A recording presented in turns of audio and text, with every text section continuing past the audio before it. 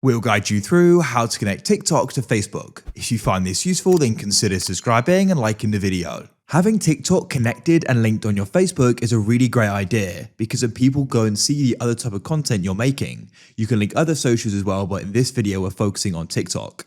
So you can then go and have people who look at your Facebook easily go and find you on TikTok and start engaging and watching with your videos. So let's go and get started with this. So first of all, you do want to come and head onto TikTok like so. Now what you need to do is you need to go and head to the bottom right and you need to go and find the profile button, which you can then go and tap on. Here we are.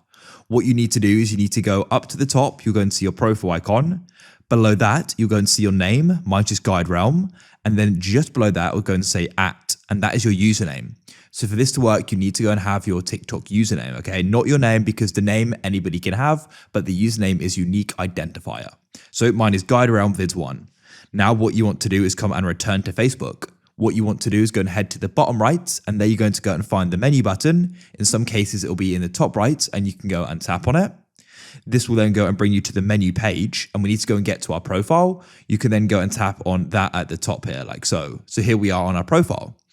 Now what we need to do is we can go and start adding links. So you want to go down here, and you need to go and find the option, Edit Public Details. You can tap there.